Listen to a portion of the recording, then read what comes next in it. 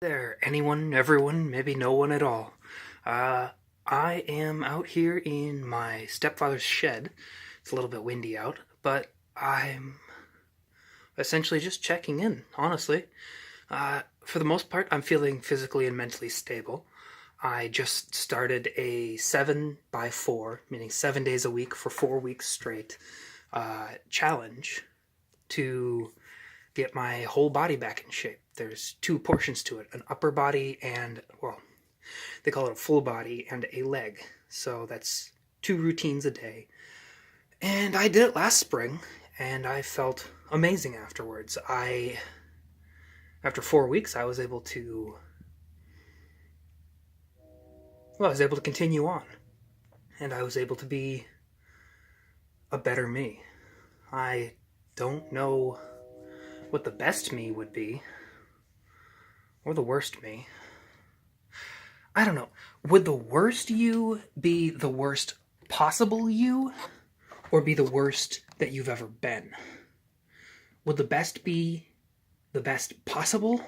The best potential you? Like, all good, all the time, forever?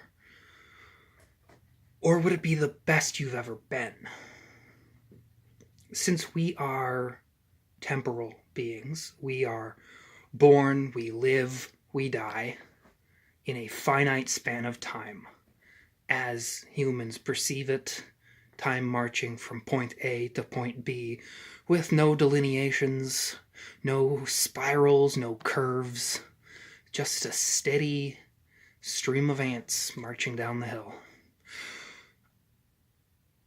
Well, I suppose being the best you would be momentary, same as being the worst. So I will only be the best me again when I'm better than I've ever been.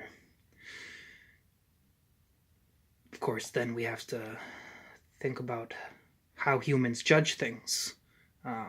Is it black and white, good and bad? Can I measure my entire being, my entire self-worth on a single scale? Can I write my life into a book when the act of writing it down is a part of my life? I can only make these cross sections of who I am, what I'm doing, what I sense, what I feel, what I think, what I judge. And this is one of those cross sections.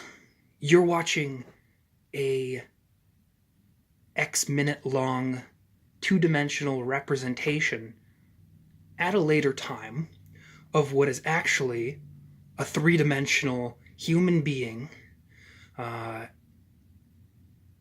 acting out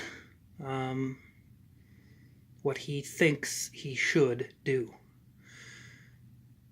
And of course, if you've ever read anything on my Facebook, or if you've ever realized yourself that we are actually four-dimensional beings because we're temporal, we are seeing the three-dimensional cross-section of right now, but we are in fact time itself, playing out these three-dimensional moments.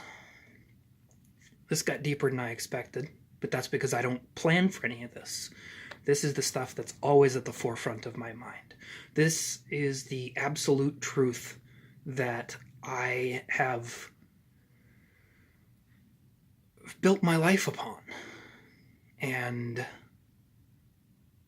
oftentimes I have been knocked down.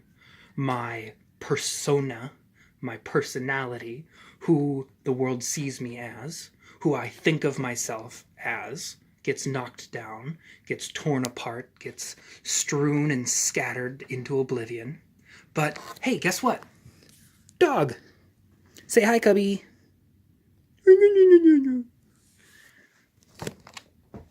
I think we're all pretty fine. At least in this shed we are. He's patiently waiting for the door to open, and I'm patiently keeping it closed. Do you feel better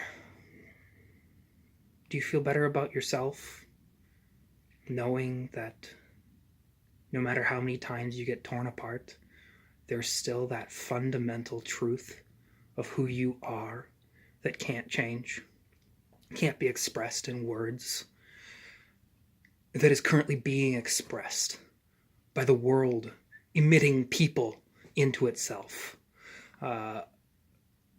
playing out all sorts of games and wars and fantasies and bringing it all to reality, of that being you.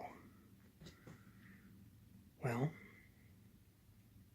since we're people, we have the power to turn potential into actual. That's called actuation.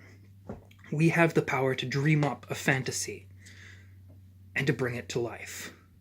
Someone dreamed up the steam engine, and now we have locomotion. Someone dreamed up roads, and then we put them into action. The world isn't the same as it used to be. And we aren't either. Because we're living in the dream. The dream of the people who came before us. We didn't get to choose that. It's what we were peopled into. It's what we were born into. But we do get to choose how we want to change the dream. How we want to manipulate it. You have to manipulate a spoon to get it from the yogurt into your mouth. So please don't see manipulation as a bad word. And if you can't see it as anything but a bad word, you're probably watching the wrong channel. Tell you what, I'll put something entertaining up tomorrow to balance out this heady, philosophical garbage today. And, puppy, Ruffles, oh, Cubby,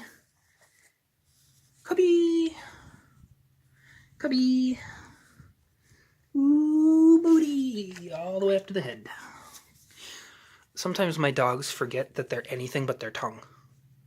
It's just how dogs work. They're not that smart. But then when you remind them with a little touch that they are the whole object, all of a sudden they're back in control of themselves. At least until they forget again. We're the same way. Bye. For now.